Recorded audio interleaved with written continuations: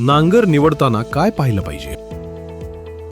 खूप छान प्रश्न आहे. मला बरेचसे शेतकरी मित्र ह्या ठिकाणी आल्यावर कोणतं मॉडेल घेऊ असे प्रश्नांकित असतात.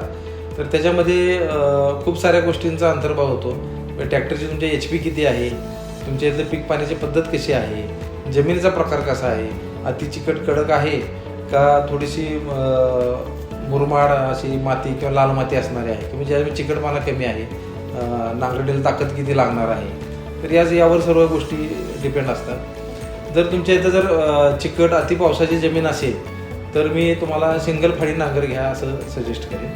आता याच्यामागचं कारण असं आहे की जमीन नांगर अत्यंत जरा खोल करावी लागते, जमिनीत ताकद जास्त लावावी लागते. त्यामुळे ट्रॅक्टर सरासरी आपल्याकडे 45 ते 48 किंवा जास्तीत 50 HP या रेंजमध्ये घेण्याची शेतकऱ्यांची आता सध्या ट्रेंड दिसून येतो. तर त्या HP सिंगल फाळी नांगर कधी उत्तम आहे.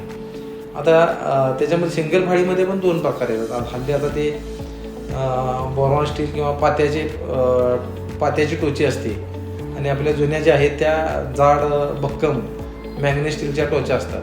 तर या दोन्हीमध्ये कोणता निवडा हा एक मोठा प्रश्न आता हल्ली असतो. जर तुमच्या शेतामध्ये किंवा आसपास जर दगडाचं प्रमाण जास्त असेल आणि बऱ्याच ठिकाणी बांधाच्या कडेने झाडांची मुळं पसरलेली असतात, तर अशा ठिकाणी मी तुम्हाला सजेस्ट करेन की आपला जुन्या पद्धतीचा जो जाड टोच्या असतात आणि मॅग्नेसच्या टोच्या असतात तर तो नांगर अत्यंत उपयुक्त ठरेल.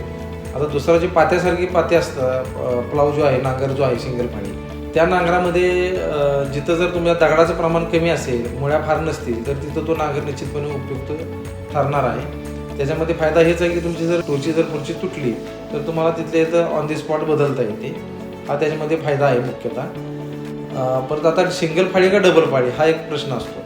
तर सिंगल फाळी डबल फाळी तुम्हाला जिथं रान थोडंसं ढिसाळ असेल, रान लवकर उरकायचं असेल, जास्त प्रमाण नांगरट करायची असेल कमी वेळात, तर डबल फाळी नांगरसुद्धा उपयुक्त आहे. तर त्याच्यामध्ये जर जास्त खोल करायची असेल तर त्या ठिकाणी मी फक्त ट्रॅक्टर तुम्ही थोडा हायर HPचा वापरायला लागेल, 50 HPच्या पुढचा तर असेल तर डबल फाळी नांगरसुद्धा त्या ठिकाणी निश्चितपणे उपयुक्त ठरताना दिसतो. तर या सगळ्या सर्वांगीण विचार करून नांगरचं मॉडेल निवडावं.